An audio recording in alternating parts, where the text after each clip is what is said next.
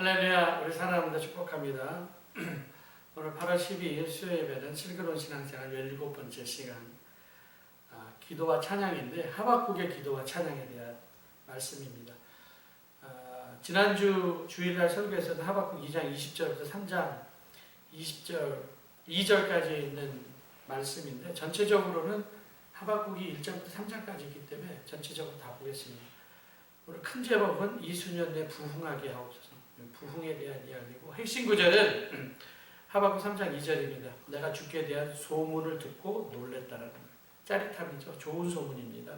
어떤 소문이냐? 이수년 내에 부흥하게 하옵소서 라고 하는 소문을 들었다라는 거예요.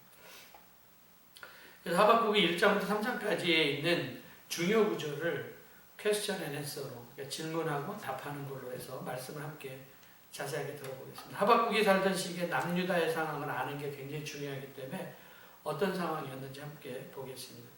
하박국은 BC 610년경 남유다에서 활동했던 선지자인데 남유다에서 활동했습니다. 근데 북이스라엘은 이미 아시리아한테 망했습니다. 나라가 망했고 국내적으로는 남유다의 마지막 선한왕이었었던 요시아가 무깃돌에서 바로 애굽의 바로 느고와 함께 전쟁을 하다가 전사를 하죠. 그래서 선한왕이었기 때문에 신앙계획을 하는데 신앙계획 실패를 합니다. 그리고 그에게는 이제 순서대로 세 아들이 있었는데 첫 번째 여호야김, 엘리야김이라고도 얘기하고 여호아하스 그리고 시드기야. 근데 이제 두 번째 왕이었었던 여호아하스가 왕위를 물려받습니다. 근데 왕이 되자마자 애굽에 대한 악감을 가지고 왜 아버지를 죽였기 때문에 그래서 반애굽 정책을 쓰죠. 반애굽 정책을 쓰다가 왕이 된 지 3개월 만에 애굽의 바로에 의해서 아버지처럼 죽임을 당하게 됩니다. 림나라고 하는 곳에서 붙잡히죠. 그리고 그의 형인 여호야김이 유다를 다스리게 되는데 애굽하고 여호야김 간에 모종의 거래가 있었다는 얘기도 있어요. 역사적으로 보면은 여호야김이 나라를 다스릴 때 최악의 시대였었는데 그때 하박국이 활동을 하죠. 북이스라엘을 멸망시킨 아수르가 이제 바벨론이라고 하는 신흥 세력에 의해서 망하게 되는데 그러니까 고대 근동의 패권이 두 나라에로 가죠. 하나는 바벨론, 하나는 애굽입니다. 이제 두 힘의 세력 가운데 남유다가 끼어 있었습니다. 애굽이 여호아스를 죽이고 이제 애굽에 의해서 여호야김이 애굽의 꼭두각시 왕으로 세움을 받고 애굽의 조공을 마치게 되죠. 근데 여호야김은 사실 최악의 왕입니다.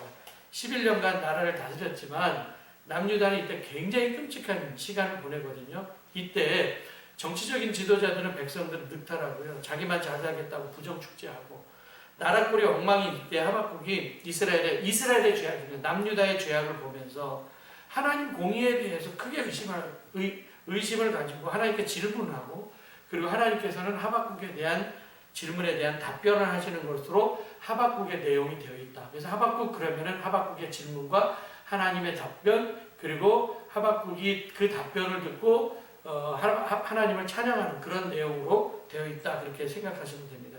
그 무깃도에서 전사한 요시야 왕에 대한 기록이 개역개정과 새벽역을 한번 보는데 우리 지난주에 설교할 때도 얘기를 했습니다. BC 609년에 무깃도에서 남쪽에 있었던 북아프리카 애국과 신은 바벨론 간의 전투가 무깃도는 참 남유다와 애굽하고 전쟁이 일어나게 되죠. 열왕기하 23장 29절에 보니까 개역개정으로 보겠습니다. 요시야 당시 애굽왕 바로 느고가 아수르 왕을 치고자 이제 올라가는 길에 요시야가 무깃도에서 막습니다. 그래서 유브라데 강으로 올라가므로 요시야 왕이 맞서 나갔더니 애굽 왕이 요시야를 무깃도에서 만났을 때 죽였다는 무깃도 전투죠. 그리고 이제 세번역에 보면은 아까는 치려고 올라갔었는데 여기는 이집트의 바로 느고가 왕이 아시리아 왕을 도우려고 이렇게 나와 있어요. 그래서 유프라데 강 쪽으로 올라갔는데 요시야 왕이 그를 맞아 싸우려고 무깃도에 올라갔다가 느고에서 죽임받았다. 다른 내용은 다 똑같은데 해석상에 약간 문제가 있죠. 앞에 부분은 뭐예요? 왕을 치고자. 그런데 여기는 아시리아 왕을 도우려고 그렇게 나와 있습니다. 요게 그때 당시에 이제 지도인데 요게 갈그미스라고 하는 데가 여기 있고요. 원래는 전투가 애굽이 여기고 바벨론이 여기잖아요. 그래서 이렇게 해서 이렇게 이제 싸우러 가는데 이렇게 올라갈 때 유다 땅을 밟고 올라가야 되거든요. 무깃도가 여기 나와 있잖아요. 뒷지도에 나와 있는 무깃도가 한 요 정도에 있어요. 요 정도에. 사마리아 북쪽이니까 사마리아 요 정도에 있겠군요. 요 정도. 여기가 무깃도가 여기 있습니다.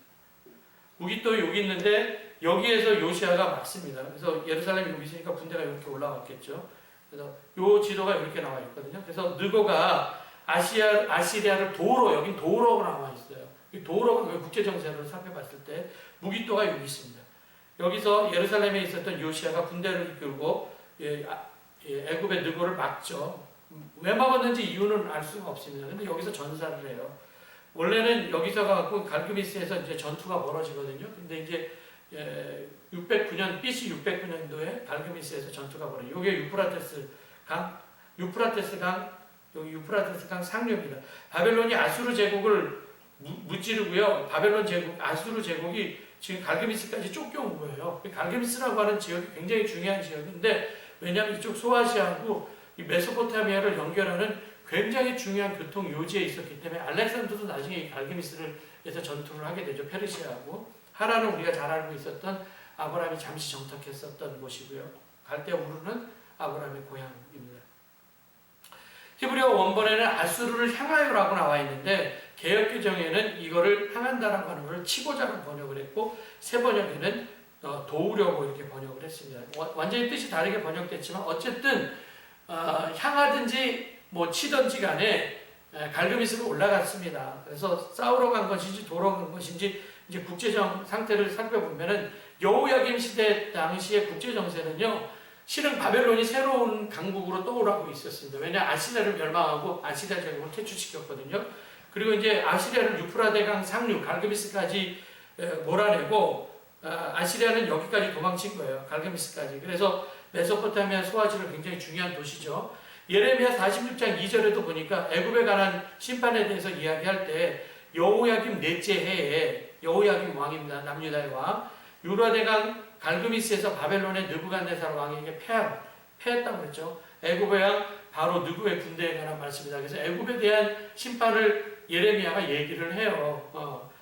사실 예레미야는 반애굽적인 정서를 갖고 있었죠. 그리고 바벨론적인 정서를 갖고 있었기 때문에 조종의 친애굽적인 성향을 갖고 있었던 많은 사람들한테 예레미야가 굉장히 어려움을 당하게 됩니다. 애굽과 바벨론이 갈그미스에서 전투를 하는데 애굽이 패하죠. 패해서 도망을 가서 완전히 이제 애굽으로 가게 되는데 바벨론이 생각할 때, 느부갓네살이 생각할 때 애굽을 완전히 점령하기 위해서 좀 군대를 이끌고 내가 애굽을 원정 가야 되겠다. 그래서 그 먼 길을 군대를 원정을 하게 됩니다. 그래서 유다를 지나게 되죠. 또 똑같이 여호야김으로부터 항복을 받고 애굽으로 내려가는데 굉장히 오랜 행군으로 인해서 바벨론 군대가 많이 피곤했습니다. 그래서 완전하게 정복하지 못하고 바벨론으로 돌아가게 됩니다. 열왕기하 24장 1절에 보면 여호야김 시대에 바벨론 느부갓네살이 올라왔을 때 여호야김이 애굽을 섬기다가 이거는 그 뒤죠. 그를 또 배반합니다. 느부갓네살을 배반합니다. 그래서 화가 난 바벨론이 느부갓네살이 남유다 쳐들어와서 성전 파괴하고 백성들을 바벨론으로 포로로 끌려가기 시작하면서 이제 바벨론 포로 시대가 됩니다. 물론 그 뒤에 여호야김이 아들이죠. 뭐 왕이 되고 3개월 동안, 그리고 그 뒤에 시드기야가 11년간 나라를 다스리지만 한 11년 있다가 나라가 멸망하게 돼요. 이런 상황 가운데서 하박국이 하나님께 질문하고 그 질문에 대한 대답으로 1장과 2장이 되어 있는데 하박국의 첫 번째 질문은 뭐냐면 이런 거예요. 하나님, 주님께 내가 부르시는데 듣지 아니하십니다. 어느 때까지입니까? 그들의 강포로 말미암아 외쳐도 구원하시지 않으십니까? 내가 죄악을 보게 하시며 폐역을 눈으로 보게 하시나이까? 겁탈과 강포가 내 앞에 있다. 지금 이 이야기는 남유다에 있었던 정치 지도자들, 특별히 여호야김에 대한 이야기입니다. 하나님, 저들이 저렇게 악한 일을 하고 있는데 왜 듣지 아니하십니까? 왜 구원하시지 않습니까? 왜 백성들을 안 돌아봅니까? 이렇게 이야기를 하는 거예요. 여기 악인이 의인을 에워싸고 정의가 붙게 하였다라는 거죠. 왜 하나님, 정치 지도자들이 힘없는 백성들 어렵게 하는데 왜 하나님 가만히 계십니까? 이런 하박국에 대한 질문에 대한 대답은, 하박국이 원했던 대답은 뭐예요? 그래, 알았어, 내가 좀 손 좀 봐줄게, 이거였었는데 하박국의 대답은 전혀 딴 거를 듣죠. 하나님의 대답은 네가 놀라고 즐겁한 일 볼 것이다. 새 번역입니다. 너희가 살아있을 동안에 내가 그 일을 벌어질 건데 도무지 믿지 못한 일을 벌이겠다. 깜짝 놀랄 두려운 이야기가 있다라는 거. 바벨론 사람들을 내가 일으켜갖고 그들은 사납고 뭐 성급한 민족이고 뭐 천하를 주름잡고 남들이 사는 곳을 자기 집처럼 돌아다닐 것이고 무섭고 두려운 백성이고 자기들만 정의라고 내세우는 그 사람들, 그들의 말은 표범 같고 해걸음은 나타나는 굶주린 날새고 늑대보다 사납고 기병은 쏜살같이 달리고 어떻게 이렇게 무서운 바벨론 백성을 일으킨다는 거예요. 폭력을 휘두르 온다는 거예요. 그래갖고 또 물론 이 중간에 하박국의 질문 하나가 나오긴 나오지만 결론적으로는 어떤 얘기를 하고 있냐면 포로를 모래알처럼 사로잡아 가실 것이고 통치자들을 비웃게 여기서 그들은 왕들 열국에 대한 왕국이다. 이스라엘 왕 포함해서 견고한 성읍 모두 우습게 할 거고 흑언덕을 쌓아서 점령할 겁니다. 진짜로 흑언덕 쌓아갖고 진짜 예루살렘 성벽을 점령해요. 죄인이 곧 하나님이라고 여기는 이 죄인들도 바람처럼 사라져 없어질 겁니다. 결론적으로 다 얘기한 거긴 하지만 이스라엘 백성이 바벨론 사람, 남유다 사람 바벨론 사람들이 어려움 당하고 포로로 끌려갈 것이다. 근데 그들도 결국 바람처럼 사라질 것이다. 이런 얘기를 하고 있죠. 하나님에 대한 하박국의 두 번째 호소는 뭔가 그랬더니 아니 주님은 눈을 맑으시고 불의한 것을 참지 못하시고 그런데 어찌하여 이 악한 민족이 그러니까 악한 민족이라고 하면 바벨론이죠. 바벨론을 착한 백성을 삼켜도 조용히 가만히 계십니까? 그들이 바다의 고기처럼 만드시고 자기 백성들입니다. 유대 백성들 바다 없는 피조물처럼 만드시니 이거 말이나 됩니까? 악한 대적인 낚시로 백성을 모두 낚아올리고 그물로 백성을 사로잡힙니다. 괭이로 끌어올리고 좋아서 날뜁니다. 그 그물 덕분에 그들은 넉넉하게 됐다는 거예요. 바벨론을 살찌게 됐다는 거예요. 근데 이렇게 무자비하게 무백성을 죽이는데 이렇게 해도 되는 것입니까? 이렇게 질문하자 이런 하박국의 질문에 대한 하나님의 두 번째 대답은 뭐냐면요. 내가 한번 초소에 올라가서 한번 주님께서 나에게 뭐라고 말씀하시는지 내가 한번 기다려 보겠다는 내가 호소한 것에 대해서 어떻게 대답하실 것인지 내가 한번 망루에 올라가서 한번 좀 대답해 보겠다. 근데 주님께서 대답을 하시죠. 뭐라고 대답하시냐면 달려가면서도 읽을 수 있을 만큼 기록하라라는 거예요. 정한 때가 되면 끝이 온다라는 거예요. 어려움이 있다 할지라도 반드시 회복될 것이다라는 거죠. 비록 더딜지라도 그를 때를 기다려라. 반드시 오고야만 한다. 늦어지지 않을 것이다. 그리고 교만한 자는 망할 것이고 의인은 믿음으로 살 것이다. 이 얘기를 하나님께서 말씀을 하십니다. 이렇게 교만한 바벨론에 대한 심판에 대한 이야기도 말씀을 하시죠. 그래서 교만한 바벨론에 대한 하나님의 심판, 바벨론의 어떤 행동이 심판의 내용이 되었는가 5가지로 얘기를 합니다. 첫 번째는 뭐냐면은 화이슬 진저가 그래서 5번이 나와요. 2장에 보면은 화이슬 진저 뭐 이렇게 얘기하면서 자기 소유가 아닌 것을 모으는 자요. 결국에는 남의 나라 거를 가지고 노력해서 다른 사람 피눈물을 흘리게 하면 너도 똑같이 당할 것이다라는 거예요. 그리고 재앙을 피하기 위해서 두 번째는 높은데 막 깃들이고 부당한 이익을 취하는 자 화이슬 진저. 그 부당한 이익 갖고 잘 살 수 없다. 두 번째 화이슬 진저. 세 번째 화이슬 진저. 불의한 성읍으로 건축하는 자. 욕심만 채웠었던 자 불타 없어질 것이다. 네 번째 화이슬 진저. 술 마시게 하고 또 분노를 더하게 하고 취하게 하는 자. 남의 하체를 드러나게 하는 자. 화이슬 진저. 너도 네 알몸이 드러날 것이다 라고 말씀을 하고 있죠. 그리고 5번째 마지막 화이슬 진저. 우상 숭배하는 사람이 나무한테 깨라. 말하지 못하는 백성에게 일어나라. 그런다고 일어납니까? 그러면서 그 속에 생기가 없다라는 거죠. 너에게 우상 섬기는 너희들에게 화이슬 진저. 그래서 바벨론의 5가지에 대한 심판을 하박국이 듣죠. 이렇게 망할 거야. 교만한 바벨론. 그러면서 조국의 앞날을 붙잡고 하나님 앞에 기도를 합니다. 이렇게 하나님께 바벨론 심판하실 것이라는 메시지를 들은 하박국이 뭐라고 얘기를 하냐면은 내가 성전에 계십니다. 하나님의 성전에 계시니 내가 그 앞에 잠잠할지어다. 이거 굉장히 중요하죠. 그리고 이제 시기온옷에 따라서 하박국 기도를 하는데 기도라기보다는 찬양이에요. 찬양. 주님께 대한 소문 듣습니다. 아까도 소문 들었죠. 어떤 소문? 깜짝 놀랄 만한 소문인데 바벨론이 쳐들어올 것에 대한 소문, 망할 것에 대한 정말 깜짝 놀랄 만한 소문을 들었는데 오늘 여기에서는 부흥에 대한 소문을 하나님께서 하박국이 듣게 됩니다. 수년 내에 나타날 것이다. 시기온옷이라고 하는 것은요, 흔들거리면서 하는 노래예요. 그러니까 춤추면서 하는 노래다. 그리고 19절에 보니까 지휘자가 나오는데 모든 회중 앞에서 지휘자가 막 지휘를 하면은 그다음 그 전체 인도자를 따라서 막 함께 막 춤을 추면서 부르는 노래가 바로 시기온옷이죠. 신나게 율동하면서 부르는 찬양이죠.